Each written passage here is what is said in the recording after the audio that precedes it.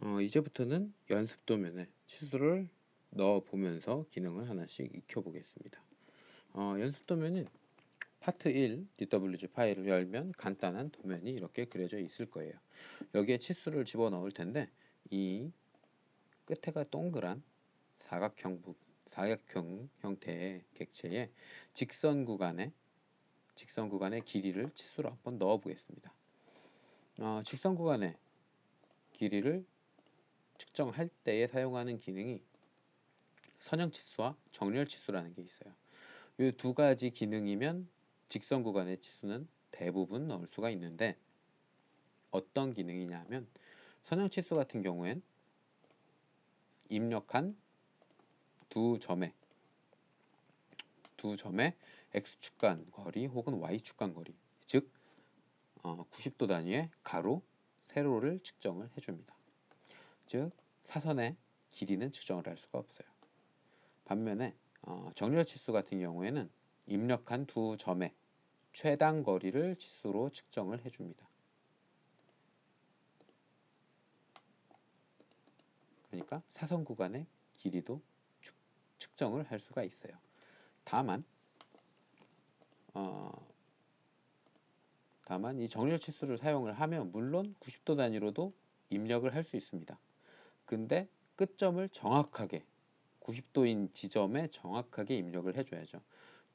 만약에 객체가 복잡해서 살짝 삐뚤게, 원래는 직교를 잡아야 되는데 살짝 삐뚤게 그려졌다거나 하면 오차가 조금 생기는, 오차가 좀 있는 기울어진 치수가 그려질 거예요.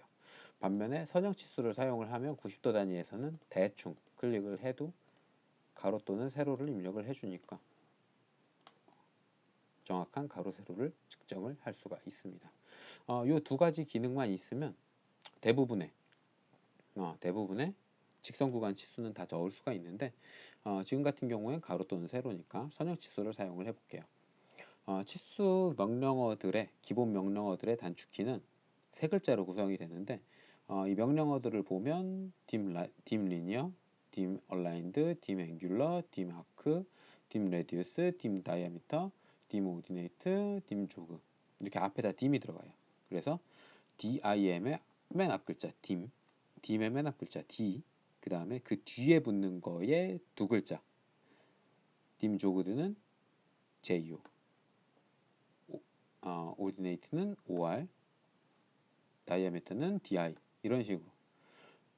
그러니까 dim linear에서 dim의 d, linear의 li.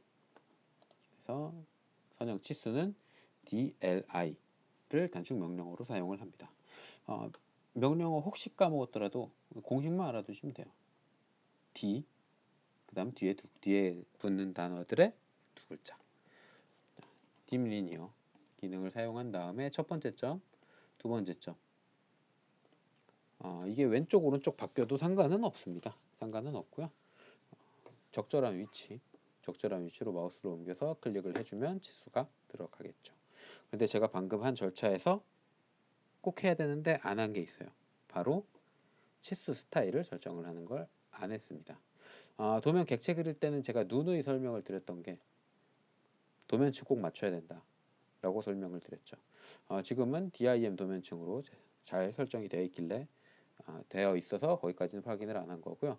치수 스타일은 집어넣기 전에 확인을 해줘야 돼요. 하지만 치수 스타일을 확인하지 못하고 미처 거기까지 하지 못하고 작업하는 경우도 많고, 그리고 실제 도면에서 치수 스타일이 잘 정리된 경우는 거의 없거든요.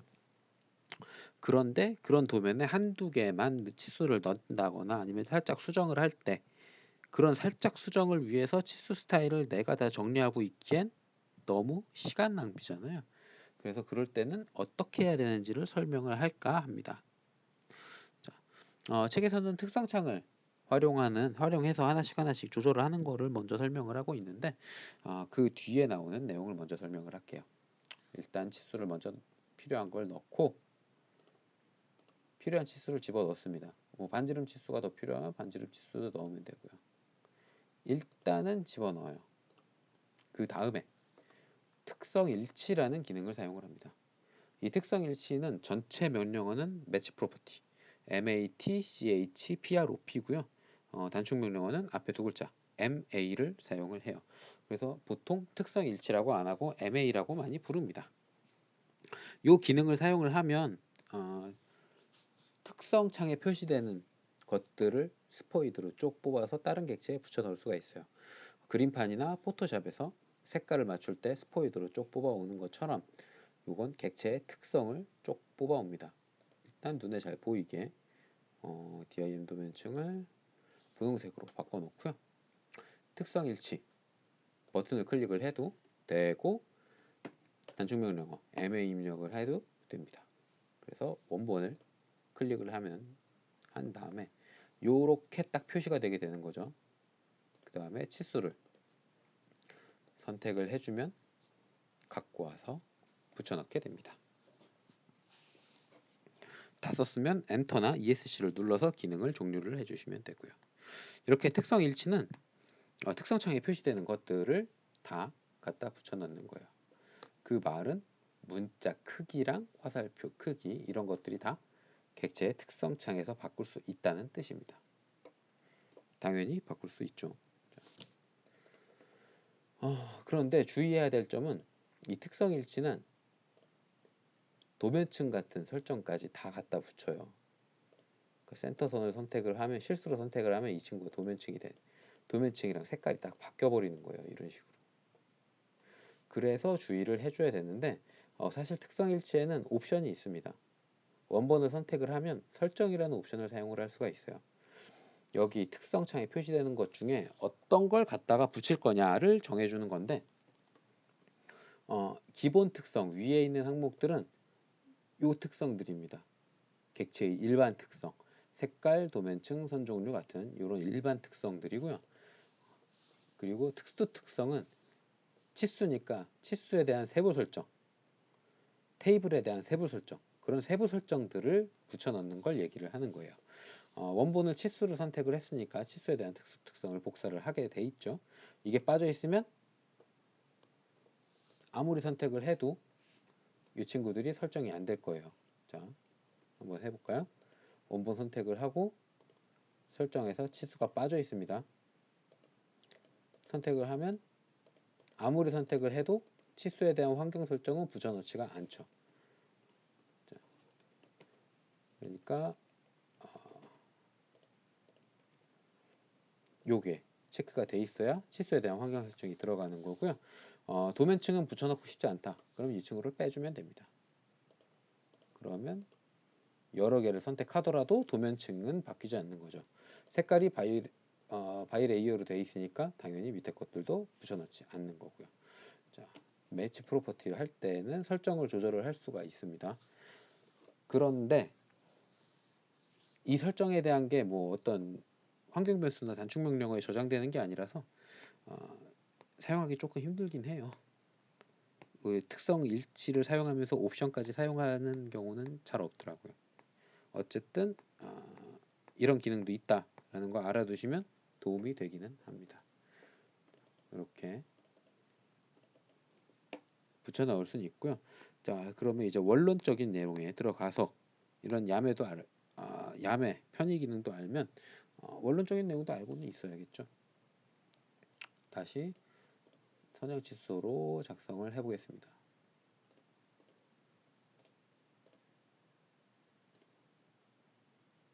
이렇게 치수를 작성을 했어요. 그러면 안 보이는데 눈에 잘 보이게 하려면 몇 가지만 바꿔주면 되겠네요.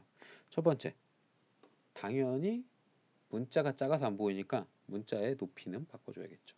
문자 크기는 바꿔줘야 될 것 같고요. 그 다음에 두 번째, 어디서부터 어디까지 측정을 했는지 화살표도 좀 커져야 될 것 같아요. 일단은 특성을 선택을 합니다. 여러 개를 선택을 해도 상관없어요. 여러 개를 선택을 해도 상관없어요. 같은 회전된 치수, 선형 치수로 작성된 회전된 치수라는 객체를 여러 개 선택을 하면 상관없고요. 그리고 정렬된 치수로 작성을 하면 이런 정렬된 치수라는 객체가 들어오는데 이런 걸 같이 선택을 해도 상관없습니다. 각도 치수, 반지름 치수 이런 것도 상관없어요. 왜냐하면 이 특성창에 표시되는 건 선택된 객체들의 공통된 상목이 보여지거든요. 지름치수든 반지름치수든 일반 길이를 나타내는 선형치수든 화살표의 크기랑 문자 높이 같은 건 어차피 수정을 해줘야 되니까, 어차피 들어가 있는 거니까 여러 개 종류가 다르더라도 치수 여러 개 한 번에 선택을 해서 같이 수정을 해줄 수도 있습니다. 단 각도 치수 같이 측정 단위가 다른 거에 단위는 표시가 되지 않아요. 각도 치수의 1차 단위 항목에 되면 각도의 형식이, 그리고 정밀도도 각도 정밀도라고 되어 있죠. 근데 일반 치수들에 보면 1차 단위 쪽에 보면 그냥 정밀도예요. 요런 차이가 있는 것들을 같이 선택을 하면 둘 다 바꿀 수 없습니다. 정밀도에 대한 항목이 맞춤 항목에 표시가 되지 않죠. 이렇게 공통된 항목이 아니다 그러면 둘 다 빼버려요. 공통된 것만 표시가 됩니다. 자, 어쨌든 특성 여기에서 문자의 높이랑 화살표 크기, 선 및 화살표 항목에 보면 세 번째 화살표 크기 요거를 0.18로 되어 있으니까 안 보이죠. 요거를 10으로 바꿔줍니다. 다음에 밑으로 조금 내려서 문자에 보면 문자 높이도 0.18이에요. 이 친구도 10으로 바꿔주면 눈에 좀 잘 보이겠죠. 자, 이거는 치수 작성할 때 조금 비틀렸나 보네요. 조금 비틀렸네요.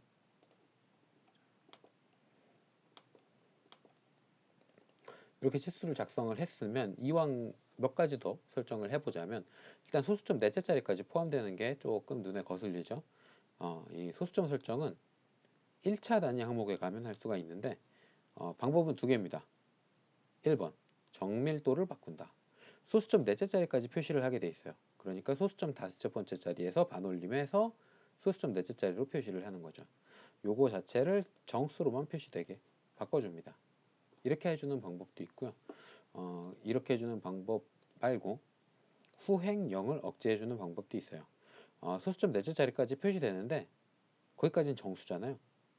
그러니까 정수일 경우에는 무의미한 숫자 0을 뒤에 있는 걸 빼주자라는 거죠. 선행령은 뭐냐면 0.1, 0.2, 0.01 같은 1보다 작은 숫자들에서 0.1을 0.1로 표시해주는 기능입니다. 맨 앞에 있는 0을 빼주는 기능이에요. 뭐 그렇게 쓰는 데도 있다고 하더라고요. 예를 들면 이렇게 0.1짜리 어디 갔어?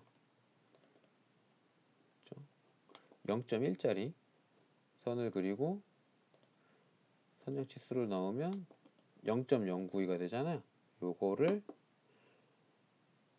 선행령을 억제하면 0.09로 표시가 되는 거죠. 어쨌든 선행령, 후행령까지 설명을 했고요.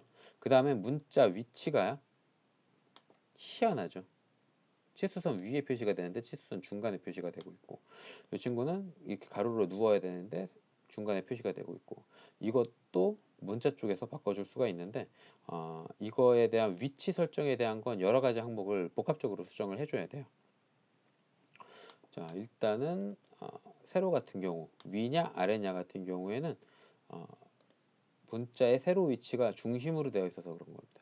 이걸 위로 옮겨주면 문자가 위로 뜨게 되는 거고요. 수평 위치 중심은 이 문자가 이쪽에 붙을 건지 이쪽에 붙을 건지 가운데 있을 건지에 대한 설정이에요. 지금은 중간에 있으면 되겠죠. 자, 그 다음에 여기에서도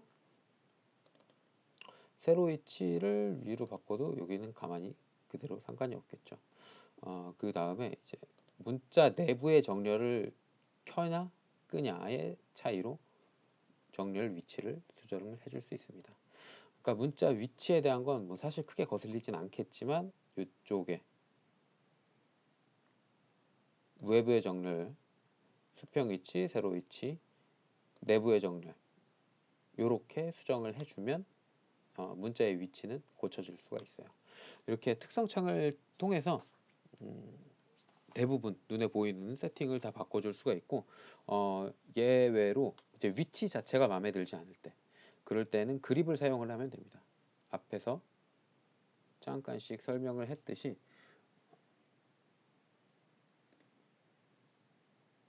객체를 선택을 하면 그립이 나타나죠. 그 그립의 위치에 따라서 이렇게 정해줄 수 있는 게 달라요. 사용할 수 있는 기능도 다르고 이렇게 겹쳐져 있을 때에는 지지선과 함께 이동을 해서 이렇게 21로 표시를 해준다든지 치수에는 물론 이제 특정 회사에서 사내적으로 어떤 양식을 사용을 하자 이런 쪽으로 이런 규칙이 정해질 수 있을지도 모르겠지만 눈에 좋게 보기에 좋게 작성을 해주는 게 제일 중요합니다. 객체랑은 별개로 떨어진 상태에서 치수 숫자는 전부 다 읽히고 확인하기 편하게 작성을 해주시는 게 좋아요. 자, 여기까지가 이제 기본적인 내용이고 그리고 다음 영상에서는 선형 치수, 정렬 치수 뭐 이런 여러 가지 각도 치수 같은 기능들을 하나씩 작성을 해보겠습니다.